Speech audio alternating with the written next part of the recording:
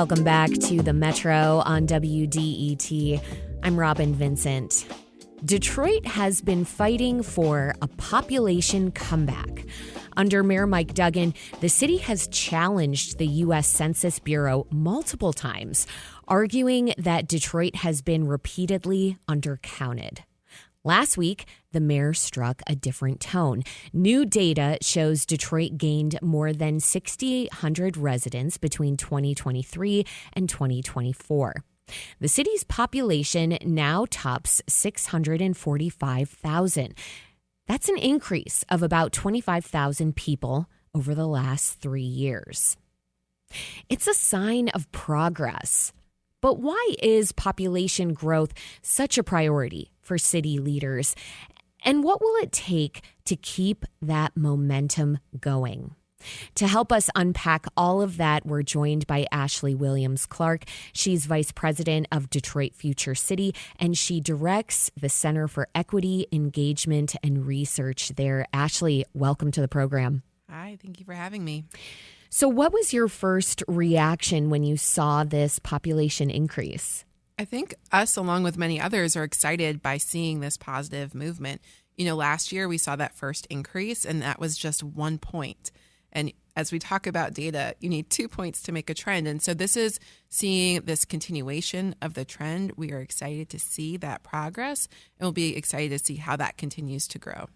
And these incremental moments of growth signify something bigger, given for so long the city was losing population. Is that right? It certainly does. And I think as we look at these 2 data points, you know, population change, of course, is the utmost number, but there's a lot of other data points that surround it where we are seeing that positive movement in terms of home ownership rates, decline in vacancy, mortgage lending. And so we're seeing not just in population, but those other points that are indicating that people are choosing Detroit and that we are seeing those investments in neighborhoods pay off. We're going to get into that in a little bit, but to someone who doesn't care that much about Detroit's population increasing, Ashley, why does this matter? Why does growing Detroit's population matter to the city? We've had in the city an immense amount of population loss that's led to vacancy, that's led to decline. And so the city has made many investments, and we've seen targeted neighborhood investments and others. And so the goal is, and especially in the work that we do at Detroit Future City, is figuring out how do we both grow, attract, and retain middle-class households and other households. And so what this means when you see that population increase, again, it means that people are choosing to stay in Detroit, and it means that people are choosing to come to Detroit and make it home. Let's talk about some of the reasons why people are getting drawn to the city and why they're deciding not only to choose Detroit, but to entrench their roots. Well, I think there have been a variety of investments in neighborhoods in terms of the housing stock, in terms of the amenities.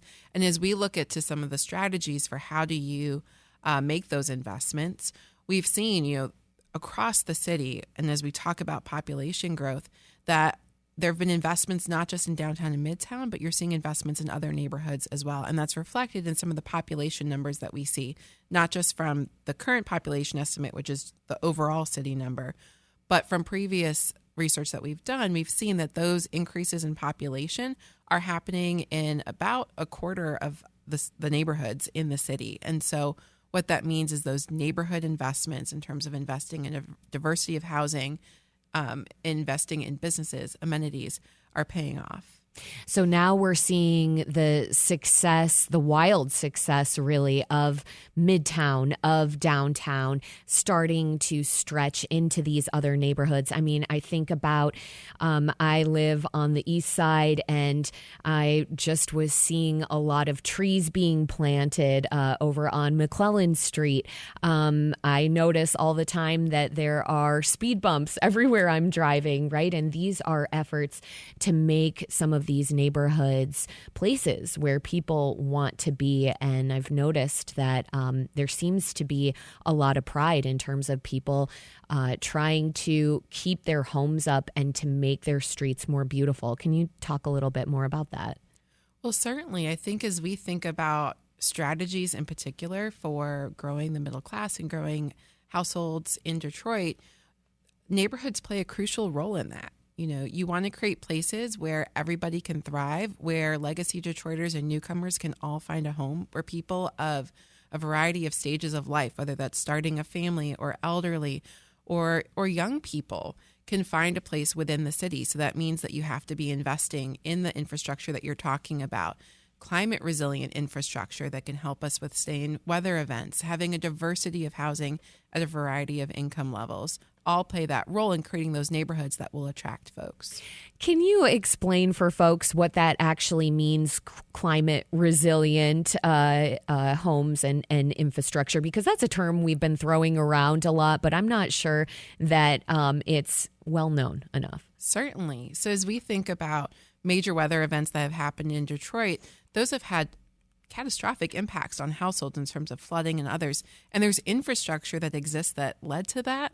There's also infrastructure that can exist that can help mitigate that. And so as we think about these kind of major climate events that can happen, how can we be investing in things like green stormwater infrastructure? How can we be investing in trees and other things that can help make our city more resilient to those climate effects and benefit in terms of clean air, shade, etc.?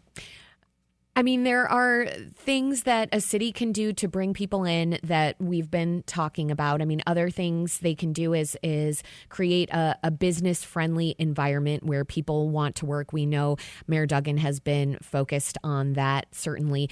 They can create neighborhoods that have things that people like, as we've been discussing, and they can try to also create really good schools to attract families. We've mentioned that as well.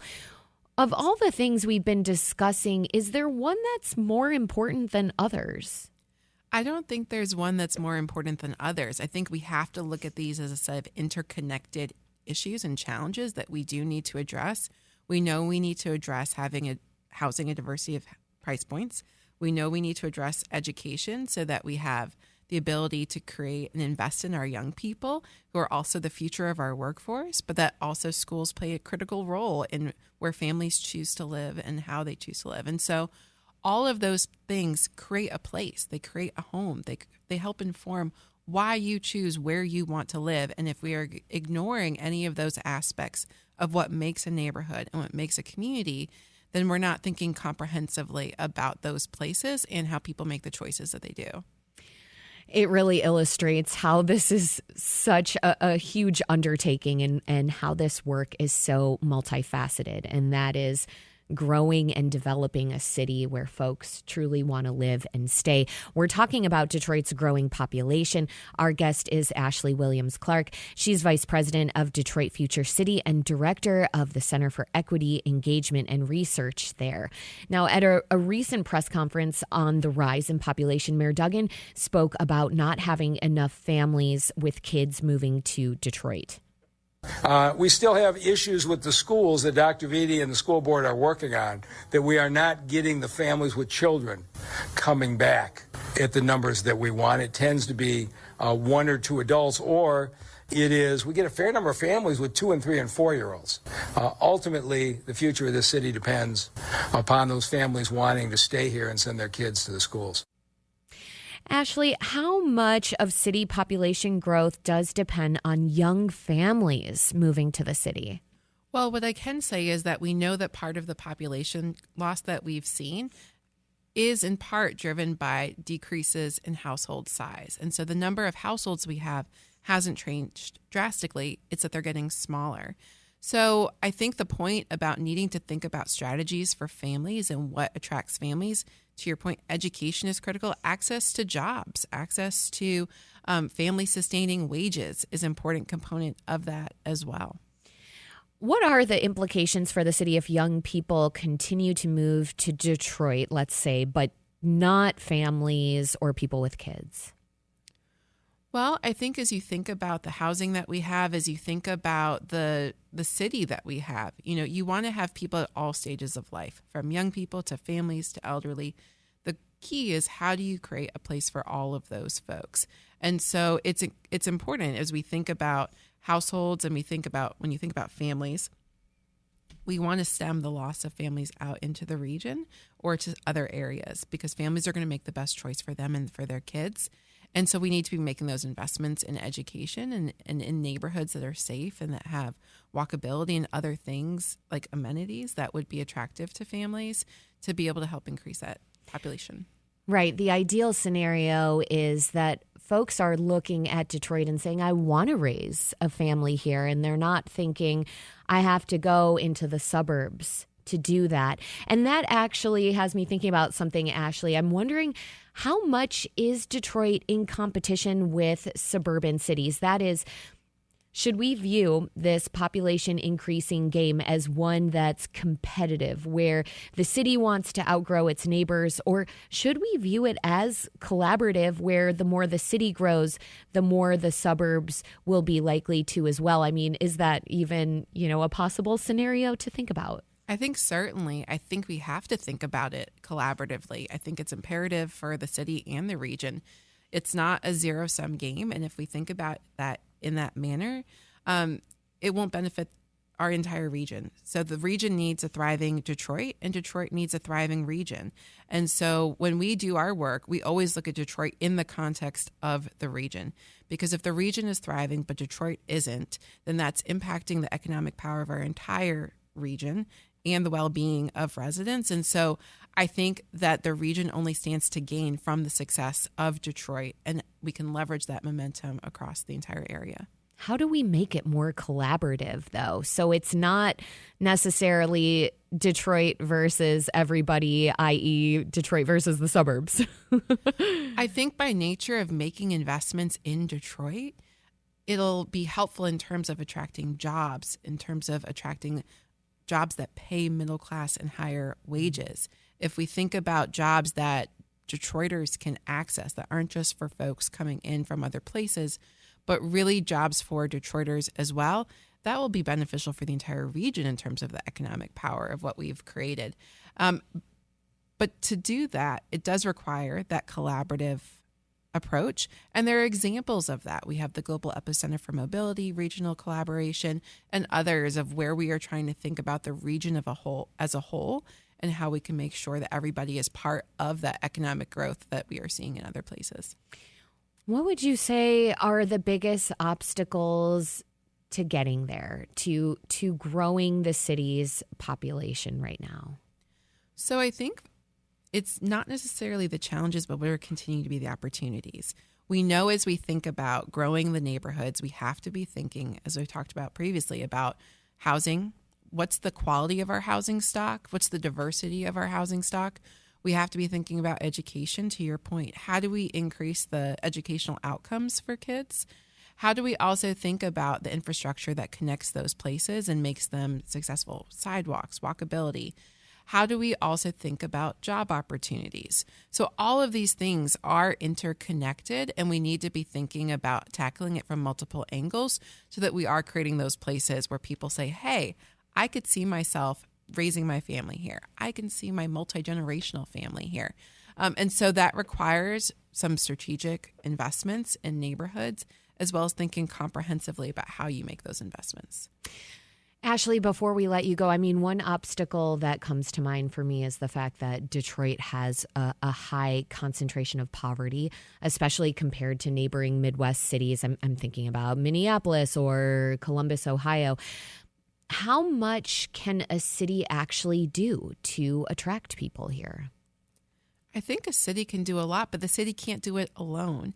And so when we think about investments in the city, it's not just city government that makes those investments. It plays a critical role, but we have to be thinking about partnership. We have to be thinking about partnerships with philanthropy, private sector, public sector, nonprofits. It's only going to be by working together and pooling those resources and thinking strategically about how you make those investments.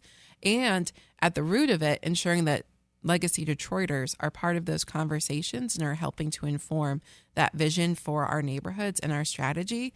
If we take that approach, then I think we'll have much better outcomes for everyone, where we can have a place that can absorb new households and others while helping to make sure that legacy Detroiters can thrive and grow within the city as well. Ashley Williams-Clark, she's Vice President of Detroit Future City and Director of the Center for Equity, Engagement, and Research there. Ashley, thanks so much for joining us today on the Metro. Thank you for having me.